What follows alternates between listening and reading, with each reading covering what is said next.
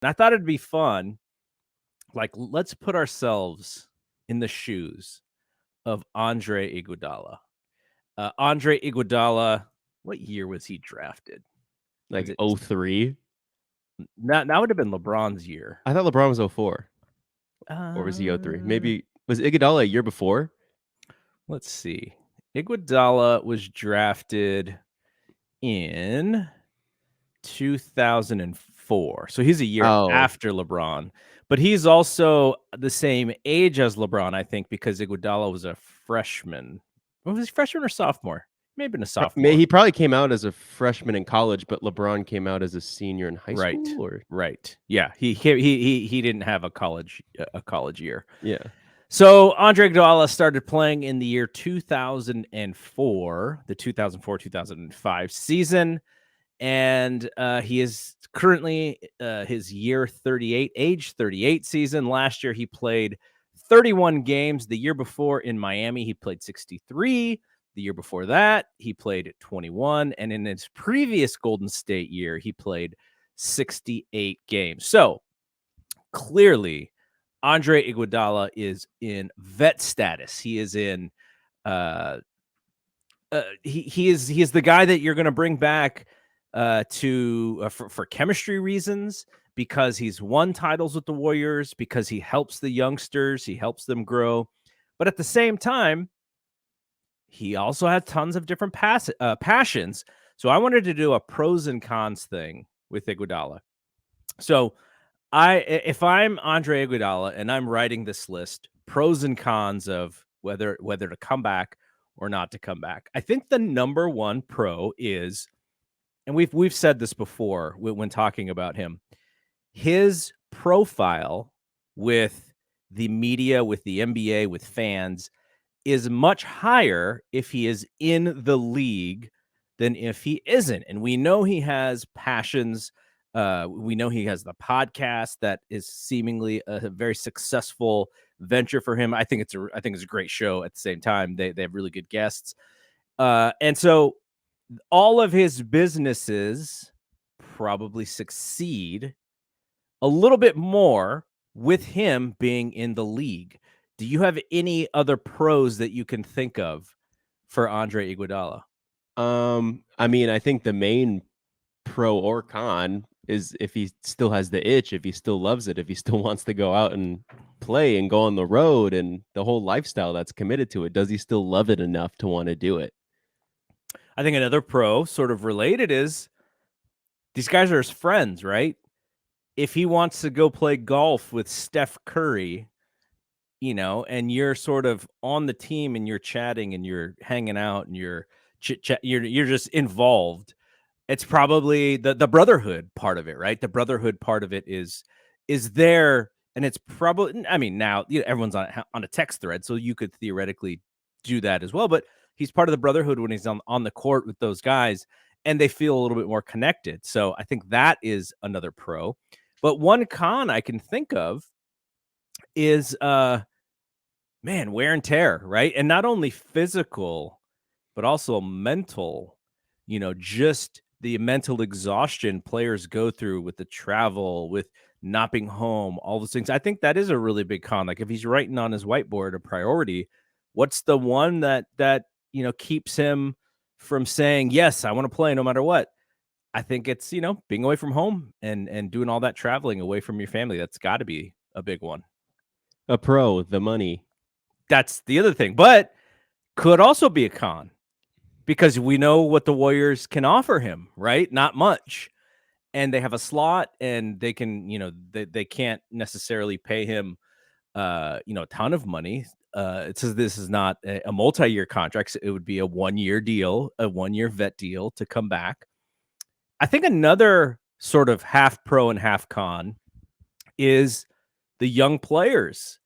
I'm sure there's a part of him that really, really, really loves mentoring and coaching up guys. But I think there's also a part of him that's like, man, these guys are knuckleheads.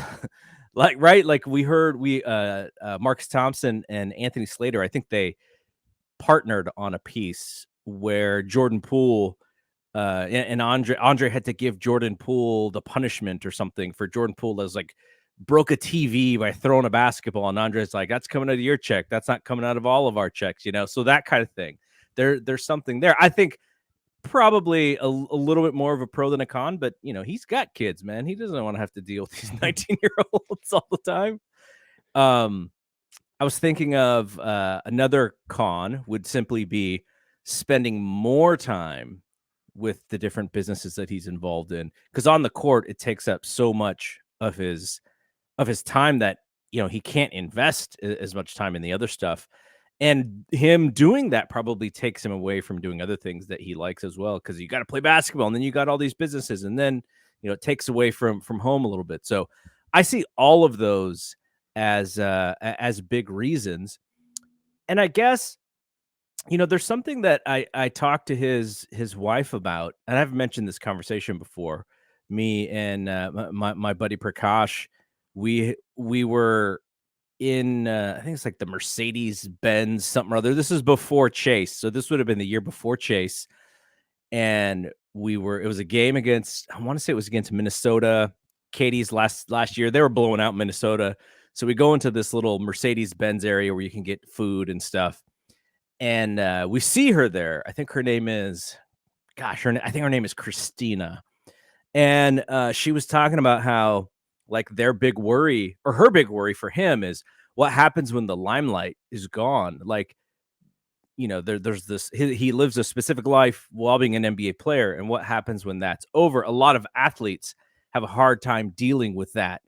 And she was just, she wanted to make sure that they had everything sort of handled and sorted out and organized, so that when he did stop playing, like, he had a safety net, and he wasn't going to deal with this stuff like other couples. Like, it's really hard on relationships too, because if she handles a lot of the home stuff and then he's home a lot more, then you're not like, there's definitely a situation that it kind of needs to evolve all over again. So I think that's another thing is to think about, is just how's he going to deal with retirement? How does one just go from the lights and showtime to just being like, hey, I'm gonna go read the newspaper this morning? So it's a different thing. All right, so ultimately the Warriors probably won't make him necessarily decide, but I think they would like to have an idea, because they still have to put pieces on the roster. And if Andre's like a nope, then they have to sort of find a player who may play a little bit more like him, where you smart, if he's only going to play 5 to 10 minutes a game, you're going to put him in with young players and he's going to make the court better. I mean, there's not many Andres out there. I would imagine not left. But there was a story where they had brought in some vets. So I kind of wondered if that was related. I think Elfrid Payton came in, or they're looking at Rondé, him. Hollis Jefferson, Kenneth Faried. Yeah. There's 3 and D, Ben McLemore. Okay. So those are, I don't know. I guess Elfrid Payton, probably from a point guard perspective, fits a little bit of that bill. Faried is, gosh, I haven't heard Kenneth Faried's name in a long time. And yeah, so McLemore was, at one point, he was like one of the future players for the Kings. I don't even know what happened to him. So if you were to guess today, September 8th, 2022, Andre Iguodala, is he coming back for 1 year, or would you bet on him not playing? I think it's like you said. I think it's either February or nothing at all. Okay, but is he going? Is he in February then? No. So you don't think he's playing this year? I'm mainly basing it off of just like listening to this guy's podcast and seeing how passionate he is about the podcast, and that's mainly where I'm basing it from. And I don't know, if I were him, I'd probably not return. And it's it's there. I can see that also. I don't know. I don't know if it's 50-50, but it sort of feels kind of close to that, right? Now, maybe Steph knows, maybe Draymond knows. Like, maybe those guys they have a feeling. Maybe the front office has a feeling too. But it does feel like it's, kind of like a 50-50 thing, and I'm gonna go the other way. I'm gonna say yes. Training camp starts on the 24th, so it is actually a little over 2 weeks away, and then their first game is in Japan on the 30th. But I think like training camp starts, and then they immediately got to fly out. Like it's a crazy weird schedule for them. So I'm agreeing with you that you know Warriors are just going to be like, okay, we don't need you until January, and just keep your mind right, keep your body right, and we'll go with what is it, 14 or how many ever that they need, and then come January he's there. And I think, at least I hope, come training camp, and because that's going to be the question that everybody is going to ask the vets, right? Everyone's going to ask Steph, is Andre coming back? And his answer, I think, will be a little bit of a clue. Like, "Hmm, you know, I think he's got a lot of ball left in him." I think that's like, okay, he thinks he's coming back. And if it's like, Andre's got a lot of stuff going on, then maybe it's probably a no. So I think we'll be able to read through those answers from these vets. But I, for my own selfish reasons, I want to see him back. Me too. I when you were playing basketball in high school, I was like, watch Draymond, watch Andre, like they do everything right on offense and defense. They may not, they're not bombing threes like Steph and Clay, but just running plays and setting screens and making the right pass. Those guys make your team better without having to score the basketball. And he's at 38 now, so he's gonna be less effective than he's ever been in his career. But I just so much enjoy watching him on the court because I feel like I learn a lot just watching what he does. And then, we're an Iguodala fan. Like my own dog is named Andre Iggy Doggy. Like his first name is Andre, but we just call him Iggy. So And we're a big someone in our family even has his phone number. I know, but he doesn't text him. We should ask JJ to find out.